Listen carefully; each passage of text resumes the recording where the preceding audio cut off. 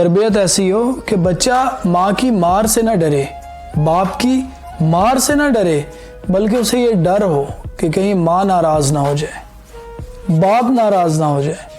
اور یہ کیسے ممکن ہے؟ جب بچے کے ساتھ والدین کی دوستی ہوگی۔ یاد رکھیے گا، نشہ کرنے والا بچہ، شیشہ پینے والا بچہ، بری صحبت میں پڑنے والا بچہ، گھر سے بھاگنے والا بچہ ماں باپ کی توجہ سے، دوستی سے محروم ہوتا ہے۔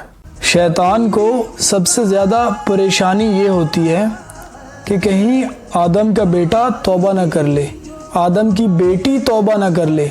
کیوں؟ کیونکہ وہ برسوں گناہ کرواتا ہے، خالق سے بندے کو دور کرتا ہے۔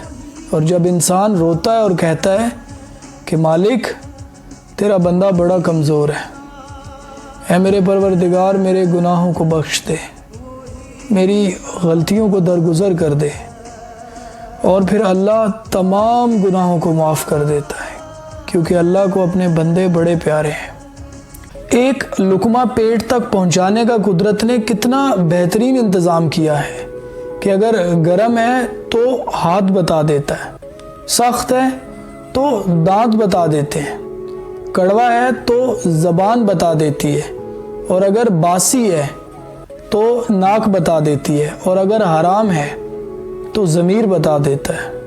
سنو، کام پڑ سکتا ہے، آدھے رشتے، آدھے تعلق تو لوگوں نے اسی وجہ سے بنا رکھے ہیں، اور مطلب نہ ہو تو لوگ بولنا تو دور، دیکھنا بھی پسند نہیں کرتے۔ پہلے میں یہ سمجھتا تھا کہ خاموش رہنے کے لیے کچھ نہیں کرنا پڑتا، ہاں جواب دینے کے لیے ہمت اور طاقت کی ضرورت ہوتی ہے، لیکن اب میں نے زندگی سے سیکھا ہے کہ جواب دینے میں کوئی زور نہیں لگتا، اصل طاقت چپ رہنے میں لگتی ہے، اور جواب دینے کی بجائے خاموش ہو جانا یہ بہت ہمت کی بات ہوتی ہے۔